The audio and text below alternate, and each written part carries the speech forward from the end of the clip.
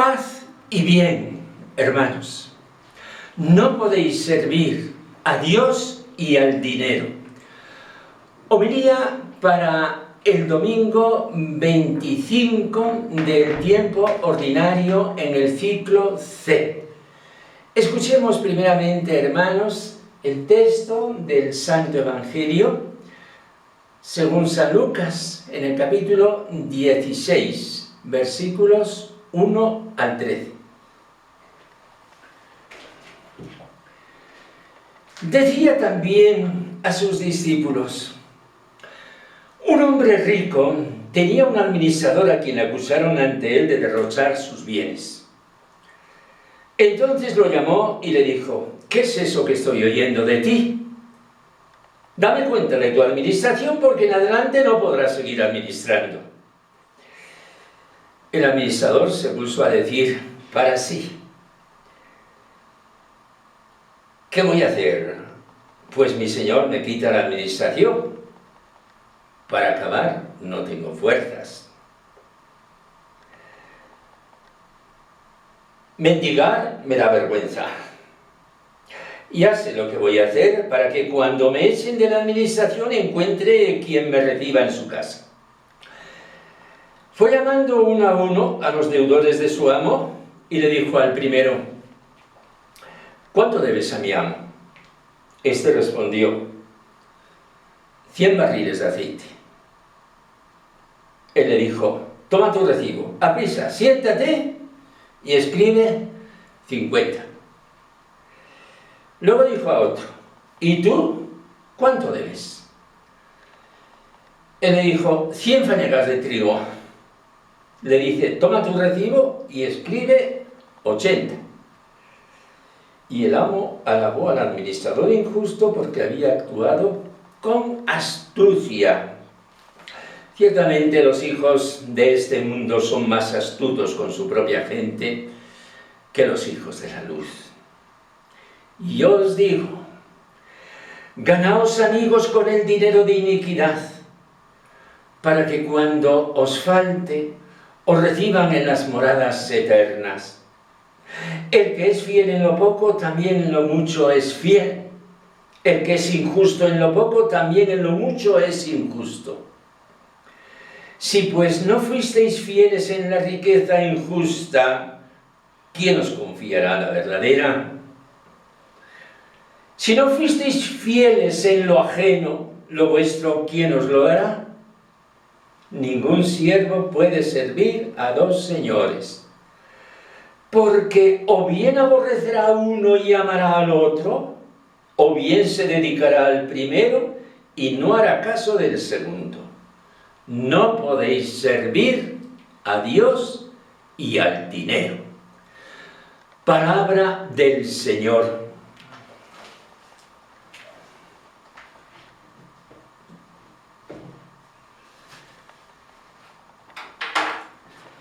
Hermanos, Jesús y el dinero. Este es el tema del Evangelio de hoy. Jesús, el dinero, los negocios de este mundo, llenos de trampas. Evangelio que termina con una declaración fulminante de Jesús: no podéis servir a Dios y al dinero. ¿Quiere este Evangelio decirnos que hay una moral o ética del dinero y que Jesús nos ha dado unos principios morales acerca del uso del dinero? No, no va por ahí el sentido de sus palabras. Llegará un día en que la vida ordinaria de la Iglesia tendrá que afrontar con criterios racionales y teológicos este asunto. En el cuerpo de las cartas paulinas encontramos un párrafo acerca del rico que puede existir en la comunidad, cosa que en sí misma nos sorprende. Ricos de este mundo, llama San Pablo, que por supuesto no es ningún privilegio, sino en esta carta primera a Timoteo no se les llamaría ricos de este mundo. No es una suerte ser rico de este mundo. Dice pues el apóstol a su discípulo Timoteo, para que sepa dar buenos principios. A los ricos de este mundo ordénales que no sean altaneros, ni pongan su esperanza en la certidumbre de la riqueza, sino en Dios, que nos provee de todo en abundancia para que lo disfrutemos, que hagan el bien, sean ricos en buenas obras y dispuestos a compartir. Y así atesorarán un excelente fondo para el porvenir y alcanzarán aquella que es realmente la vida verdadera. Es al final de la carta primera a Timoteo, el capítulo 5. En estas breves líneas hay mucha enjundia y una serie de principios para comenzar a establecer una ética de la riqueza, de los bienes de este mundo. El rico tiene que estar dispuesto a la koinonía, a la comunión, al compartir de los bienes. Ese ser compartidores, así lo llama San Pablo, es mucho más que reservar un cupo, un 0,07 del Producto Nacional o cosa semejante. Eso no es el compartir cristiano. Jesús en el Evangelio, porque solo eso queremos explicar ahora, no habla de la ética del dinero, no. Todo lo más sería de la iniquidad del dinero, con esta expresión que está en sus labios, dinero de iniquidad o dinero de injusticia. Qué mal concepto tiene Jesús del dinero. Pueden hacer tantas cosas buenas con el dinero. Jesús no ha hablado en este sentido. Mammona iniquitatis, decía antes en latín. Esa expresión del Evangelio de San Lucas, capítulo 16, versículo 9. Para Jesús, el dinero que se convierte en dinero de iniquidad es un Dios falso, que subyuga, esclaviza, confunde y siembra el desastre. Este error fatal de vida se lo puede analizar en diversos planes. En un plano personal, antropológico, esa avidez que uno tiene de poseer siempre más y más, para tener siempre más, sin quedar nunca contento con lo que tiene. Eso es fatal.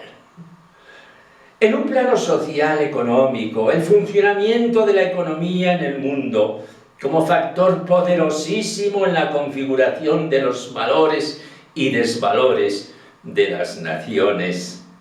Tercero y sobre todo, en el plano religioso. Ahí es donde el ser humano se hunde en el abismo, teniendo al Dios dinero sobre el Dios de la religión, o bien se quiere hacer un companaje imposible. No podéis servir a Dios y al dinero, a Mamón. ¿Qué es pues el dinero en la mente de Jesús, profeta? El dinero es un déspota cruel. El dinero no tiene moral. Una vez, a un cristiano que trabajaba en un banco, le oí esta frase. Estábamos hablando de estos asuntos y me dijo: el banco no tiene corazón. Lo decía desde su experiencia administrativa y lo podía avalar con hechos. Esa es la mentalidad de Jesús. Lo que él ha visto con sus ojos, el dinero no tiene corazón. El primer profeta escritor del Antiguo Testamento, que es el profeta Amós, en el siglo VIII, era un campesino. Dios lo mandó a profetizar y sus acusaciones han sido brutales. Hoy tomamos una de esas acusaciones. Escuchad esto, los que pisoteáis al pobre y elimináis a los humildes del país.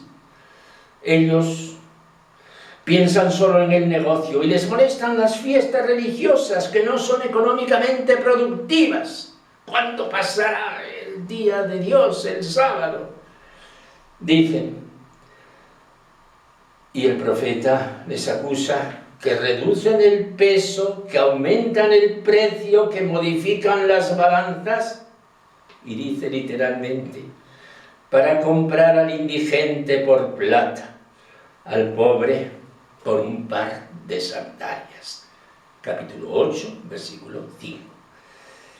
Jesús, profeta de Dios, nos abre los ojos a esta avaricia que está en lo hondo de nuestro corazón. De la avaricia viene la soberbia y el creerse más que los otros. Y de aquí el desprecio, la humillación del hermano, siendo como somos todos hijos de un mismo Padre del cielo. Otra de las frases chocantes que dice Jesús es que dando nos hacemos amigos de los pobres y miserables, porque son ellos los que nos van a recibir en las moradas eternas. Ese va a ser el cortejo celestial que nos va a recibir en el cielo. Hermanos, Jesús ha hablado de esta manera y a todos nos atañe. Recordad lo que pasó en el momento de la elección del Papa Francisco, cuando ya los votos alcanzados habían sobrepasado el número necesario y vino el aplauso. El cardenal amigo que estaba a su lado, el brasileño franciscano Claudio Humes, le dice a Jorge Bergoglio, acuérdate de los pobres. Así lo contó el Papa Francisco a los periodistas, a los que explicó por qué se llama Francisco, por 3 razones. Porque quiere imitar a Francisco en 3 cosas, a San Francisco de Asís, en el amor a los pobres, en el amor a la paz y en el amor a la creación. Hermanos, acuérdate de los pobres. Que se nos quede grabado en el corazón. Este es el Espíritu de Jesús. Amén.